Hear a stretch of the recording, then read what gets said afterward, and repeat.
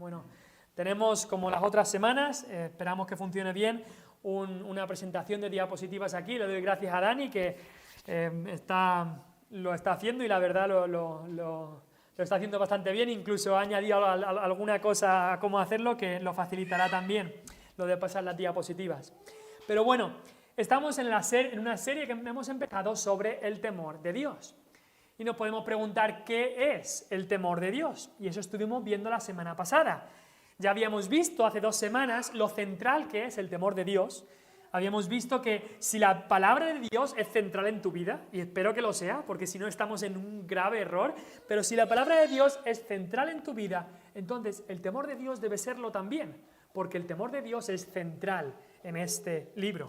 Y eso vimos hace 2 semanas. La semana pasada empezamos a ver el concepto del temor de Dios. ¿Qué es?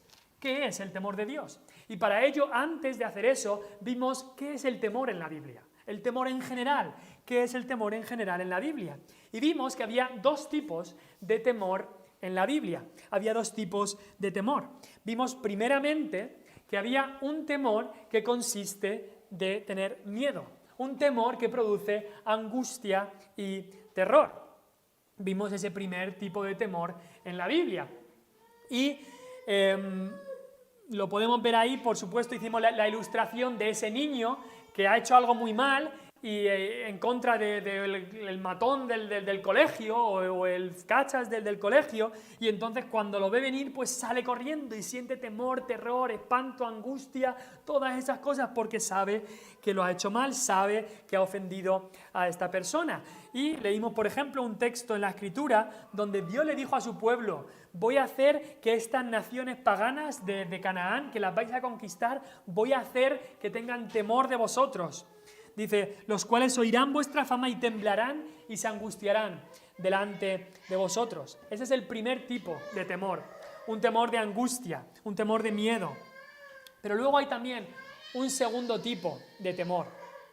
Hay un segundo tipo de temor que vimos en la palabra de Dios y es el temor de asombro reverencial. Es un temor de veneración, de honor, de dignidad. Hicimos también la ilustración, ese mismo niño, imagínate que va un día a la casa de su majestad el rey y está ahí y el rey quiere hablar con él y también tiene un tipo de temor, pero es completamente distinto este tipo de temor al tipo de temor que tenía cuando el matón del colegio le iba a pillar. Es el temor que tiene uno cuando está ante la presencia de un ser que es superior, en honor, en grandeza y en poder. Es un temor que no te hace huir de la otra persona, como esa primera ilustración, sino que es un temor que te hace acercarte a esa persona. Estos son los 2 tipos de temor que estábamos viendo. Y un ejemplo de este segundo tipo de temor, por ejemplo, cuando en la ley Dios le dijo: cada uno temerá a su madre y a su padre, y mis días de reposo guardaréis yo, Jehová vuestro Dios. Y este temor de temer a nuestros padres no es el temor de miedo, sino es el temor de veneración. Así que vimos que había 2 tipos de temor en general en la Biblia. Y después vimos que en cuanto al temor de Dios, hay también 2 tipos de temor de Dios. El temor de Dios en la Biblia también involucraba estos 2 conceptos. Involucra el temor de miedo, aunque no es el pensamiento predominante, pero está ahí de todas maneras, y también involucra más que nada el temor de asombro y reverencia. Y este segundo aspecto es un aspecto que solamente tiene el pueblo de Dios, de este tipo de temor. Y la semana pasada nos concentramos en este tipo de temor de Dios, que es el temor de miedo. Y nos hicimos unas preguntas, porque de repente hay mucho que nos puede saltar a la cabeza, es decir, ¿este tipo de temor es correcto? ¿Es correcto tener de Dios? Y fuimos a la primera ocasión que alguien tuvo miedo, Adán y Eva, en Génesis 3:10.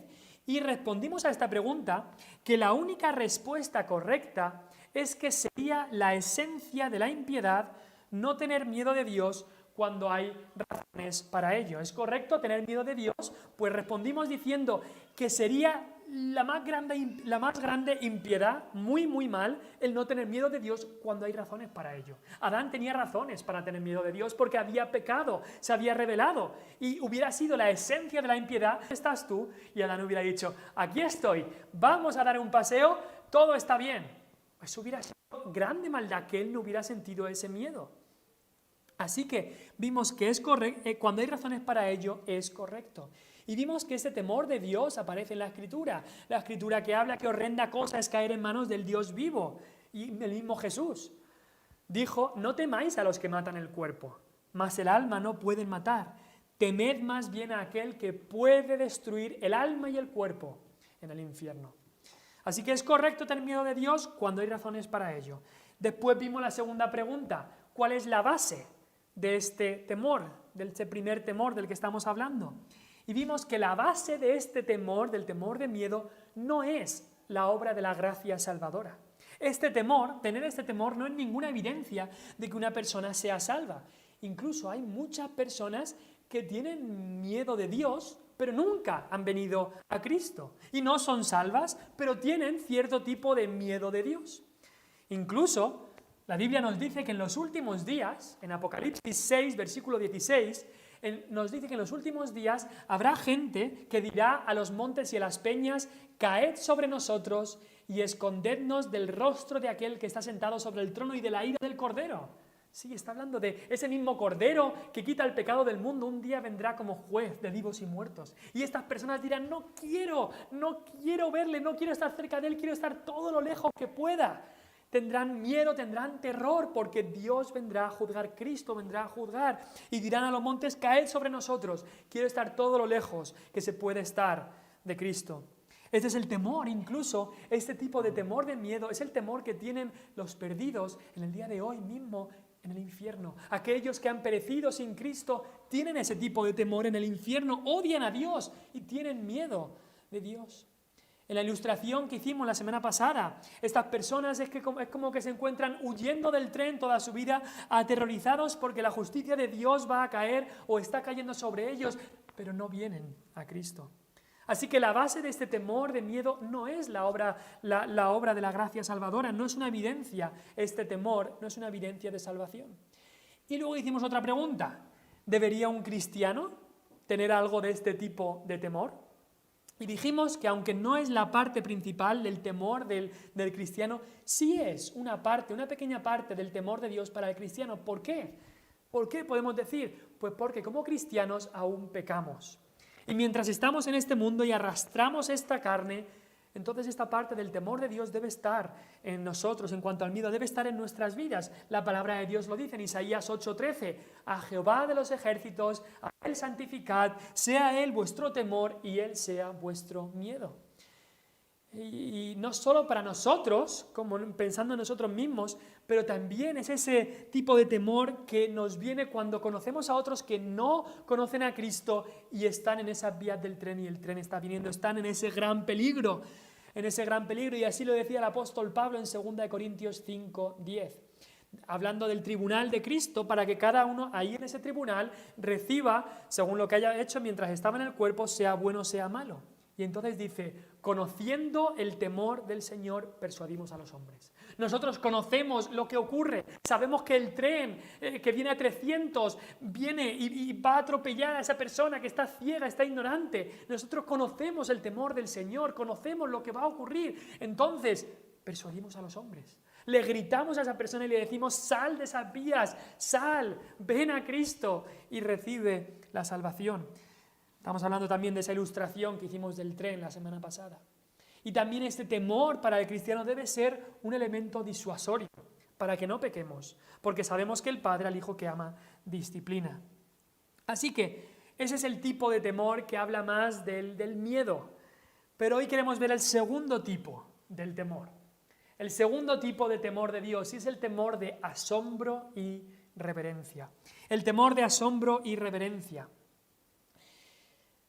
Este es el temor que definimos ya la semana pasada como el alma de la piedad, como ese hombre llamado Juan Murray lo definió. Este es el temor que se define como el alma de la piedad.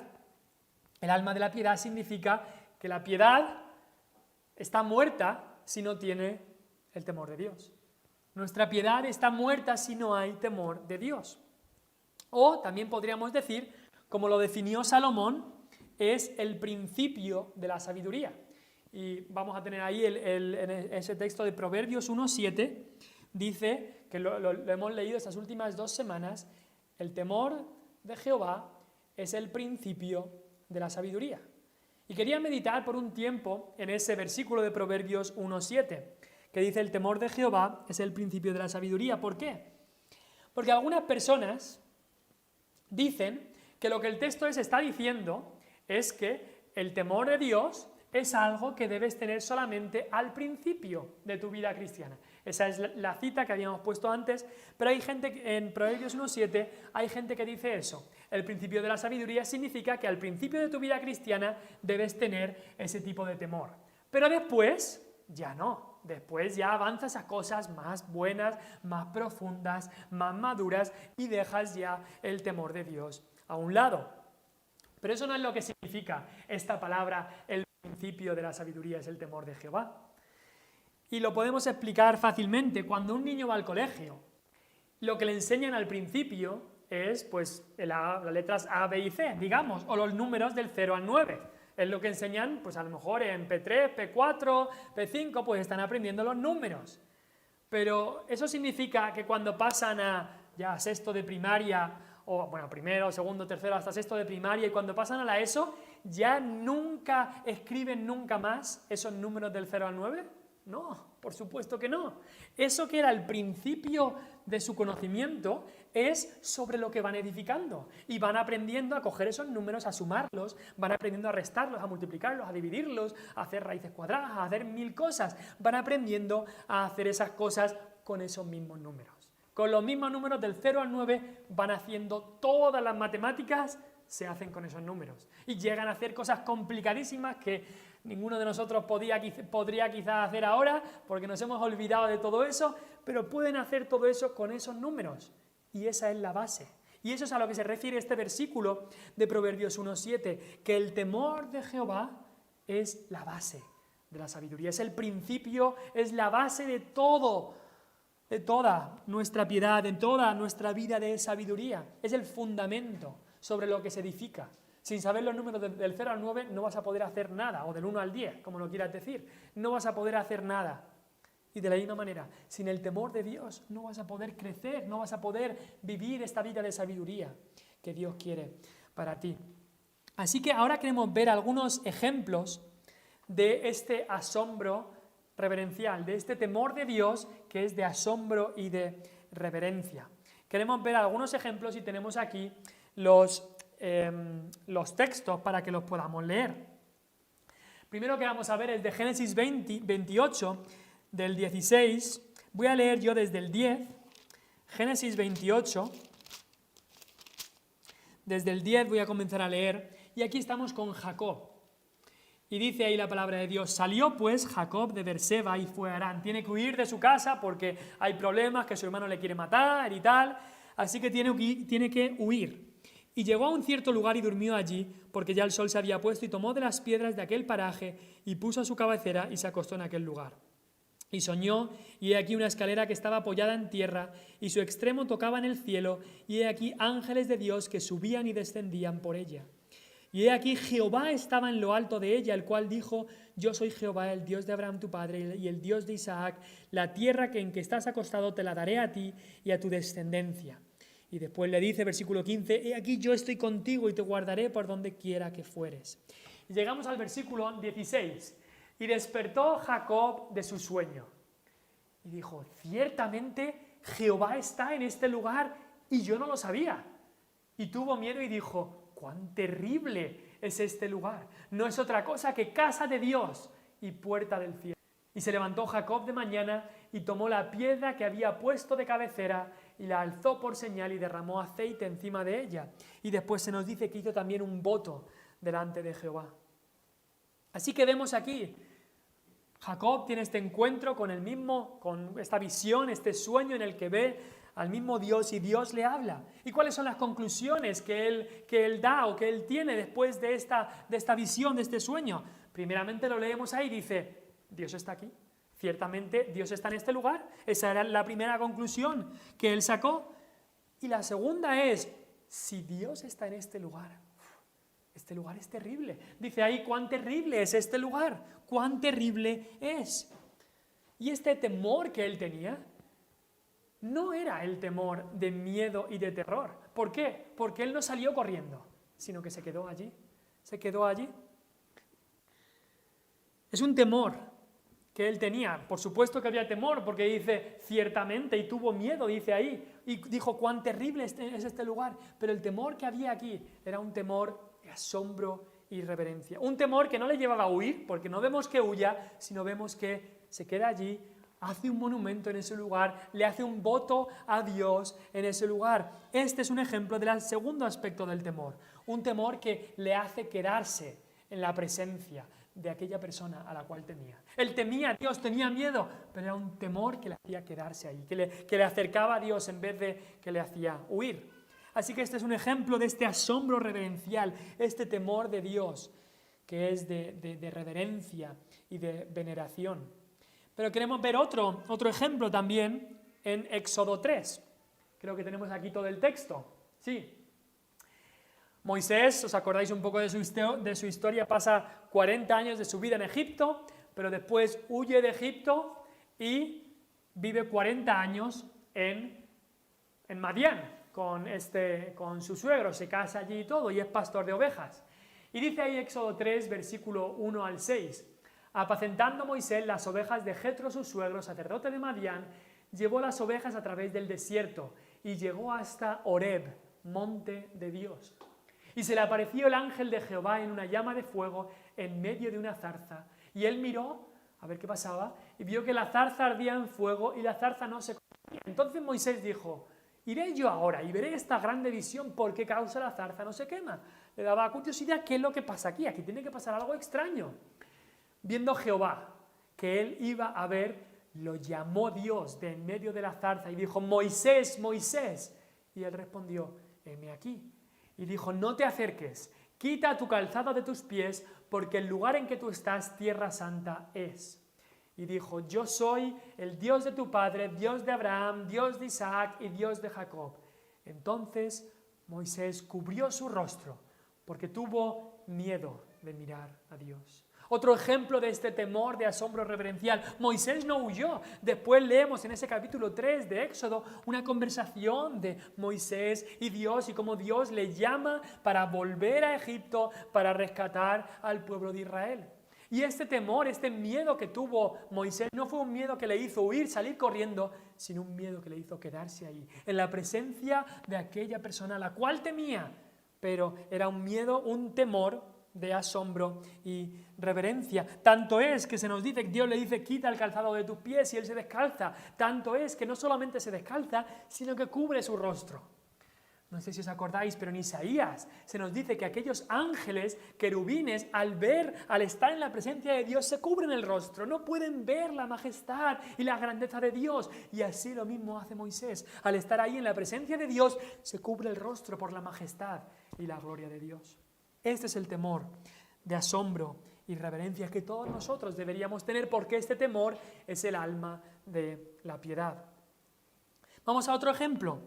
En Lucas capítulo 5, y este ejemplo lo hemos nombrado estas últimas semanas. Lucas 5. Hay muchos ejemplos que los estamos nombrando quizá varias veces, pero también enfocándolos de distinta manera.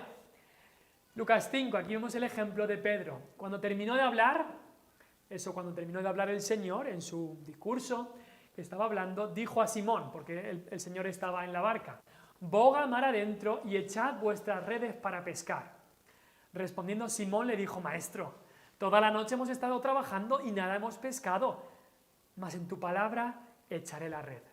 Y habiéndolo hecho, encerraron gran cantidad de peces y su red se rompía. Entonces hicieron señas a los compañeros que estaban en la otra barca para que viniesen a ayudarles, y vinieron y llenaron ambas barcas de tal manera que se hundían.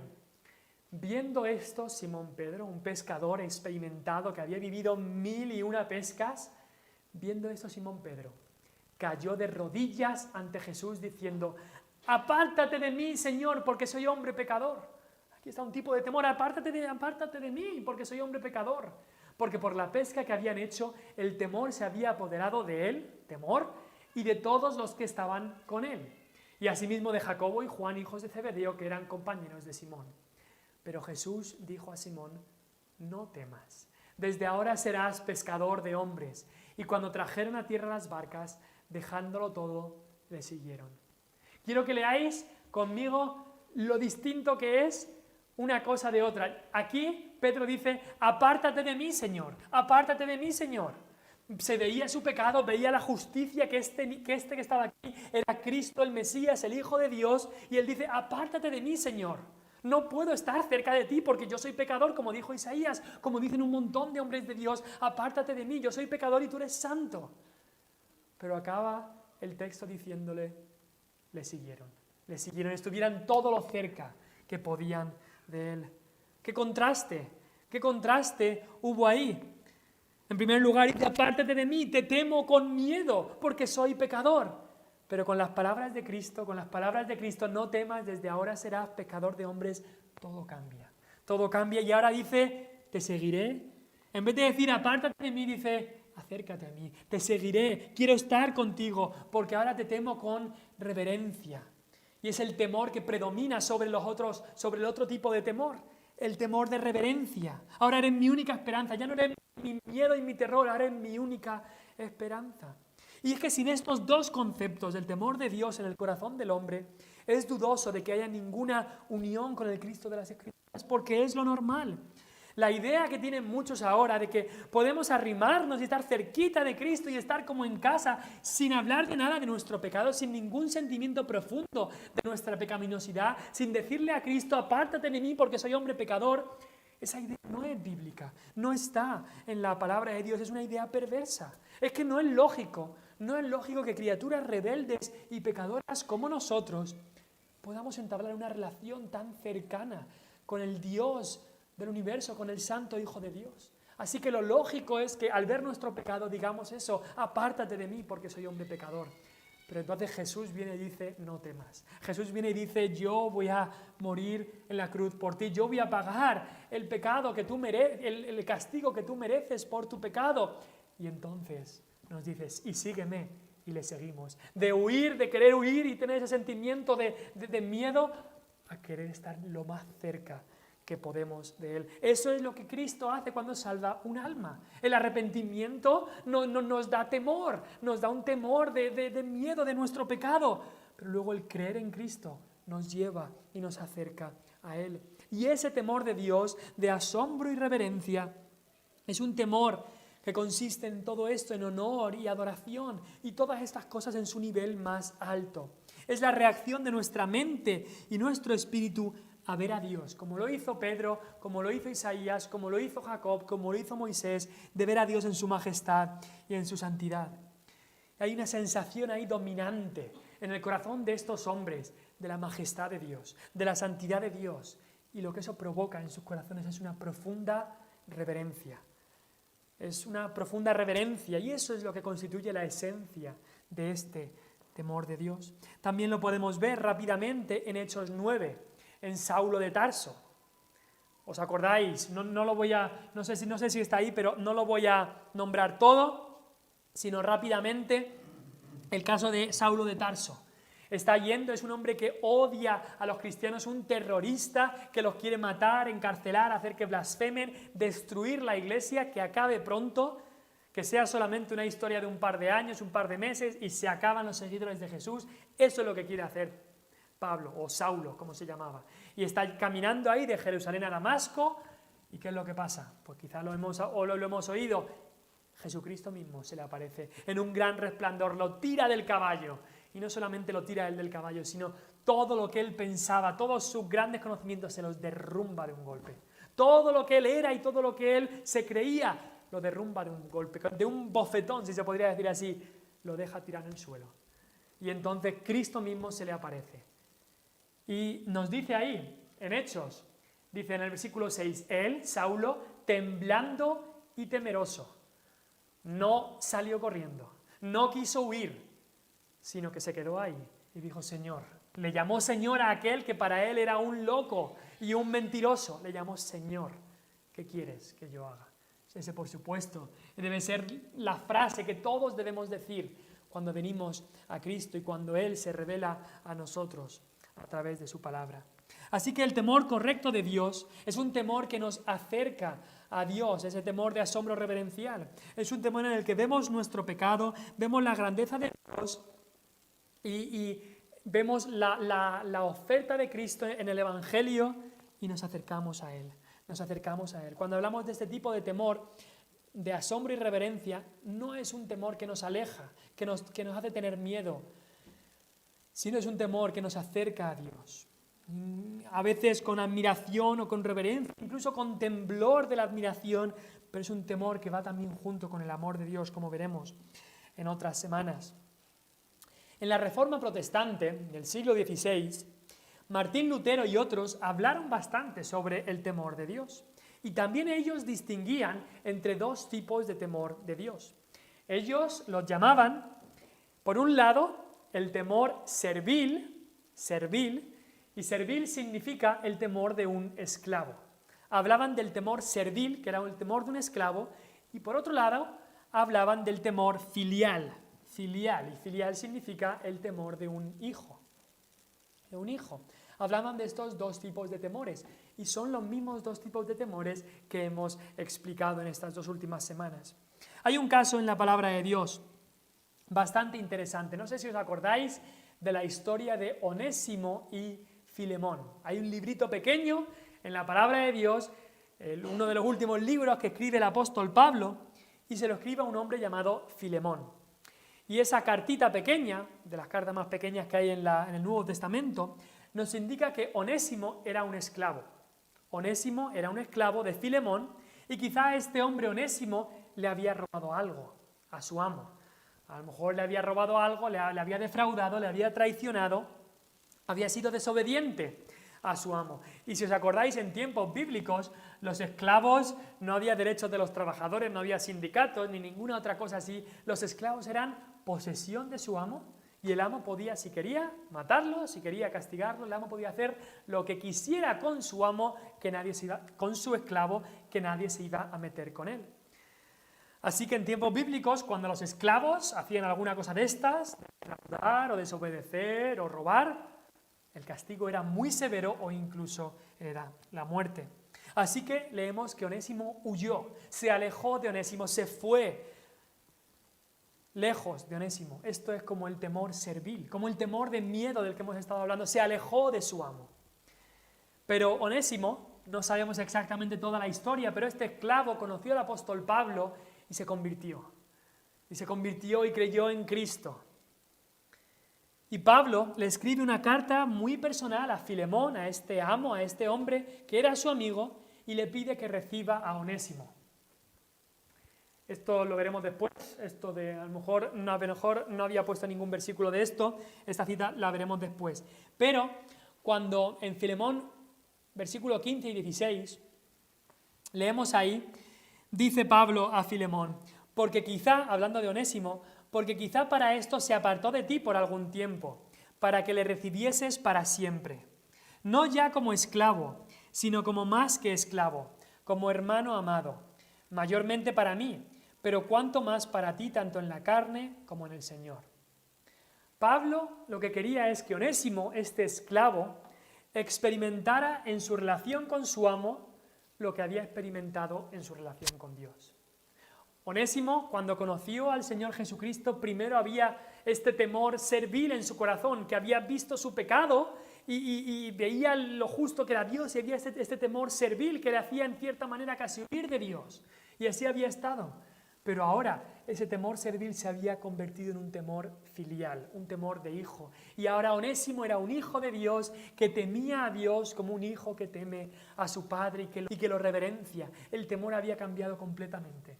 Así que Pablo quería que en su relación con su amo terrenal, la relación de Onésimo y de Filemón, que también ocurriera eso. De un temor servil, un temor de esclavo que le hizo a Onésimo huir de su amo, que ahora que los dos eran hermanos en Cristo, que hubiera un temor filial, un temor de hijo, un temor de reverencia, de dignidad y de honor.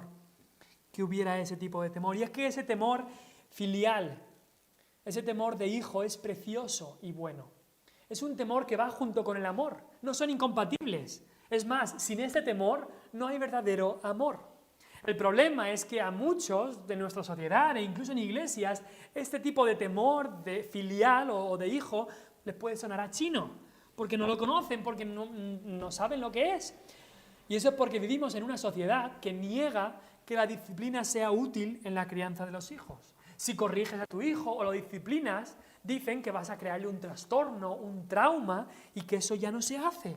Pero la Biblia dice lo contrario. La Biblia dice que el padre al hijo que ama disciplina. Y claro, vivimos en una sociedad que al no corregir o disciplinar, los niños no temen a sus padres de ninguna manera. Es más, casi es al revés. Son los padres que temen a los hijos, más que los hijos temen a los padres. Pero el problema es que si no entendemos el temor de reverencia, el temor de respeto, el temor de esa dignidad y de honor que un hijo le debe tener a su padre, si no entendemos ese tipo de temor que un hijo le debe tener a su padre, entonces nos va a costar mucho entender el temor filial que debemos de tenerle a Dios. Y ahora quiero volver a los versículos que habíamos leído antes del estudio, en Hebreos 12, versículo 9. Quiero volver ahí, a Hebreos 12, versículo 9. Hebreos 12, versículo 9, dice así la palabra de Dios. Por otra parte, tuvimos a nuestros padres terrenales que nos disciplinaban y los venerábamos. Eso significa, y los reverenciábamos y los honrábamos. ¿Por qué no obedeceremos mucho más, mucho mejor al Padre de los Espíritus y viviremos? Es decir, dice, teníamos padres terrenales que nos disciplinaban, nos corregían y los reverenciábamos y los honrábamos. ¿Cuánto más deberíamos temer al Padre Celestial y reverenciar a nuestro Padre Celestial? Dice, aquellos ciertamente por pocos días nos disciplinaban como a ellos les parecía. Un padre debe disciplinar a su hijo pues según lo que haya visto. Y hay veces que los padres se equivocan y por supuesto los padres después deben ir y pedir disculpas a su hijo. Hay veces que la disciplina no es la que debe ser si no se hace bien. Pero la disciplina que Dios da siempre está bien. El padre se puede equivocar en la disciplina, pero Dios nunca se equivoca en la disciplina. Siempre la disciplina que da Dios es perfecta, es adecuada, es lo que necesitamos. Dice, pero es decir, Dios, nuestro Padre Celestial, nos disciplina para lo que nos es provechoso, para que participemos de su santidad. Dice, es verdad que ninguna disciplina, cuando nos ocurre, parece ser causa de gozo. Ningún niño está alegre porque mi padre me ha castigado, sino de tristeza. Pero después da fruto apacible de justicia a los que en ella han sido ejercitados. Yo me acuerdo cuando mi padre me disciplinaba, yo sabía que él me amaba muchísimo. Él me disciplinaba, pero también me amaba. Y eso provocaba en mí que en mí hubiera un temor, pero también un amor hacia mi padre. Las dos cosas iban juntas, las dos cosas son compatibles. Y mi temor no era un temor de miedo, no, era un temor de reverencia y de honor que le debía. Era un temor que después de la disciplina no me llevaba a salir corriendo, irme a la otra habitación, sino era un temor que después de la disciplina me llevaba a abrazar a mi padre. Llorando quizá, pero abrazando a mi padre. No me llevaba a huir. Y ese es el temor del que estamos hablando. El temor de reverencia y de asombro y de dignidad y de veneración. Es el temor que es el alma de la piedad. Es un temor porque no queremos fallarle a nuestro Padre Celestial. No queremos pecar, no queremos fallarle y defraudarle. Y si eres cristiano, si de verdad conoces a Cristo como tu Salvador personal, cuando pecas, cuando dices una mentira, cuando ves algo que no debías mirar, cuando le dices a alguien una palabra ofensiva, cuando te enorgulleces de algo que no deberías, cuando le contestas a tus padres, cuando desobedeces, cuando defraudas, cuando haces cualquier cosa de esta y te das cuenta del pecado que has hecho, necesitas sentir este tipo de temor. Necesitas que haya en ti ese tipo de temor y temblor porque has defraudado primeramente a tu Padre Celestial, le has entristecido y no quieres alejarte de Él. Y hay algo muy grave cuando un cristiano puede andar en pecado, puede andar haciendo cosas que no debe, transgrediendo la ley de Dios y no hay ningún temor. No hay ningún temor en su corazón, ni angustia, ni convicción, ni tristeza. Algo muy grave hay ahí, porque si de verdad eres salvo, este temor filial de Dios te va a guiar al arrepentimiento. El nombre de Zacarías Ursino, y ahora vamos a ver esta siguiente diapositiva, que creo, o a lo mejor estaba antes, no sé, a lo mejor me he equivocado. Pero el nombre de Zacarías Ursino no nos sonará mucho, Pero hay un catecismo llamado el Catecismo de Heidelberg, uno de los catecismos más profundos y bellos que se ha escrito y muy bueno, y él fue con otra persona, el que escribió este catecismo, y no solamente escribió el catecismo, sino que también escribió un comentario al catecismo.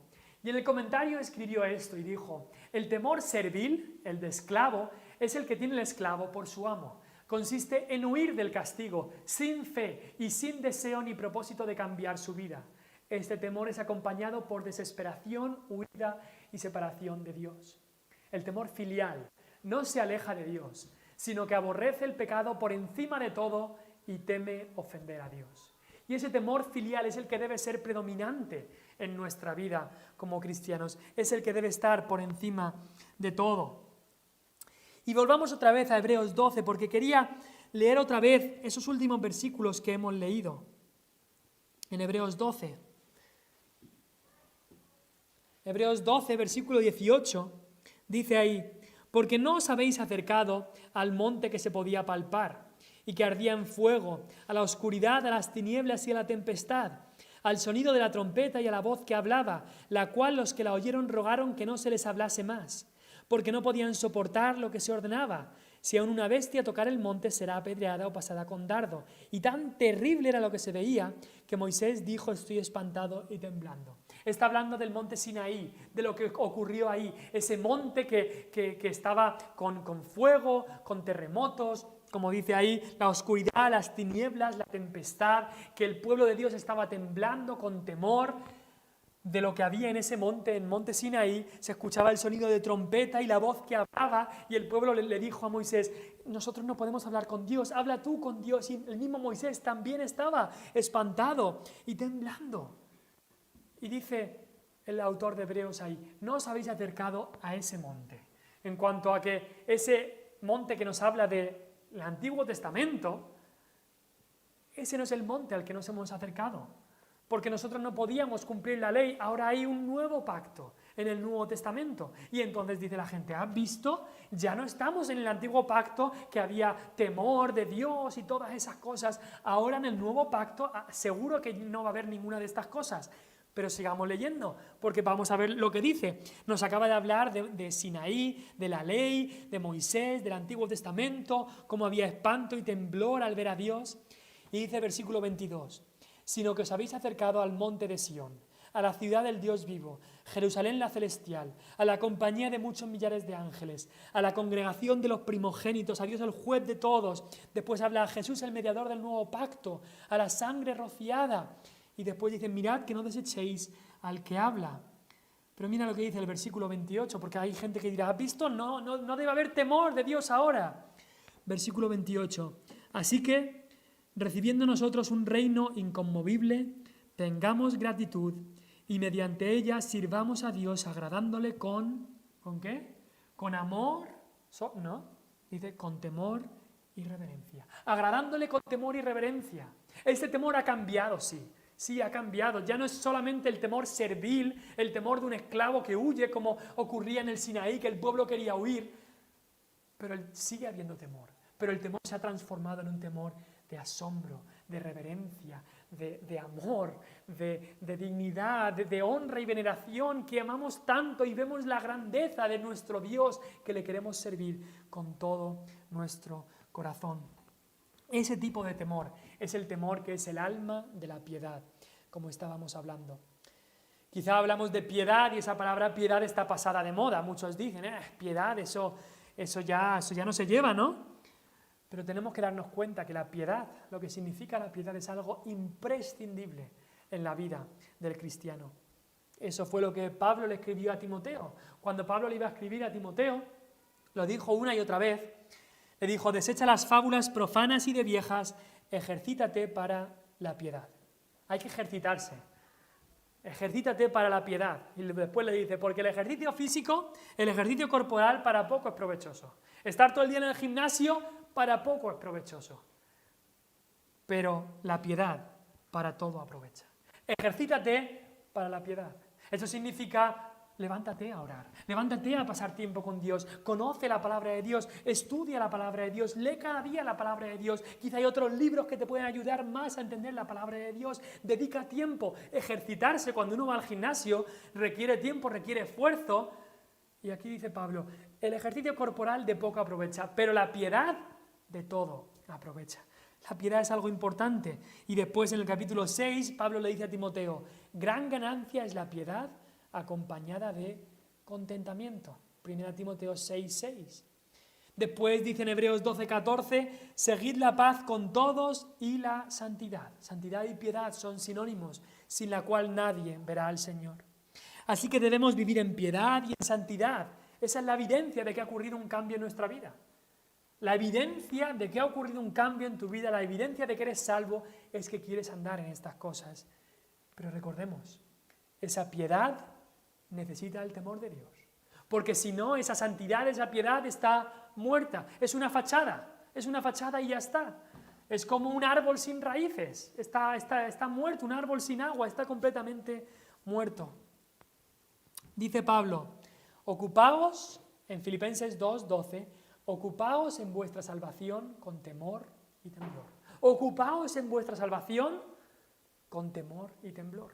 No quiere decir que nos ganemos, no dice ganaos vuestra salvación, no. La salvación ya la ganó Cristo, pero dice ocúpate, es decir, adorna, es decir, sé un buen ejemplo de la salvación que Dios ha hecho con temor y temblor. Hace falta el temor de Dios, el temor y temblor. Él está diciendo, vive esta vida de piedad, pero con temor, porque si no, tu piedad estará muerta. Y después, 2 Corintios 7:1 dice, así que amados, puesto que tenemos tales promesas, limpiémonos de toda contaminación de carne y de espíritu, perfeccionando la santidad en el temor de Dios. ¿Quieres perfeccionar la santidad? ¿Quieres crecer en santidad? ¿Quieres ejercitarte para la piedad? Otra vez lo mismo. Hace falta el temor de Dios. Hace falta el temor de Dios. Quería acabar con la canción de John Newton. No sé si sabéis algo de la vida de John Newton, Juan Newton, un inglés que por muchos años él trabajó en barcos de esclavos. Él sabía lo que era la esclavitud. Hoy hemos hablado de este temor de esclavo, ese temor de esclavo. Y él había trabajado con esclavos, era traficante de esclavos en los años, creo, 1700 o por ahí, o 1600 quizás. Y él era traficante de esclavos, un trabajo muy malo, por supuesto, muy pecaminoso, un trabajo muy duro también, y iba con su barco por muchos lugares traficando esclavos, pero un día Cristo en una tormenta le habló y él se convirtió, dejó esa vida de pecado, de traficante de esclavos y se dedicó, al haberle convertido el Señor, al haberle salvado, se dedicó al ministerio y fue un pastor allí en Inglaterra, un pastor muy querido, un pastor que se entregó completamente al Señor e incluso apoyó mucho a otros hombres que trabajaron para la abolición de la esclavitud. Después de haber sido él traficante de esclavos, trabajó para que se aboliera la esclavitud. Y él es el que escribió el himno que hemos cantado hoy, Sublime Gracia, un himno que ha sobrevivido el paso del tiempo por los últimos cientos de años, no sé si ya tiene 300, 400 años este himno y se sigue cantando. Pero me gusta mucho la segunda estrofa que hemos cantado. Creo que en el himnario está como aquí, o a lo mejor alguna palabra distinta, pero es básicamente lo mismo. Dice ahí, su gracia me enseñó a temer. Muy interesante eso. La gracia de Dios nos enseña a temer, nos enseña lo que es el temor de Dios. Y después en la frase siguiente dice mis dudas o también mis temores ahuyentó. Es decir, la gracia de Dios nos enseña a temerle a Él, a temer a Dios. Pero al mismo tiempo quita nuestros temores de las circunstancias, nuestros temores de cualquier otra cosa. Esa gracia los quita. Su gracia me enseñó a temer, mis dudas ahuyentó, cuán precioso fue a mi ser cuando Él me transformó. Y ese es el temor que su gracia nos enseña, el temor de asombro y reverencia, el temor de dignidad y de honra. Ese es el temor en el que tenemos que ejercitarnos, en el que tenemos que crecer. Ese es el temor que deberíamos querer tener cada uno de nosotros. Podamos decir con Juan Newton, su gracia me enseñó a temer, mis dudas, mis miedos, mis temores ahuyentó. Oh, cuán precioso fue a mi ser cuando Él me transformó. Vamos a orar, tendremos los anuncios y después cantaremos otro himno. Vamos a orar.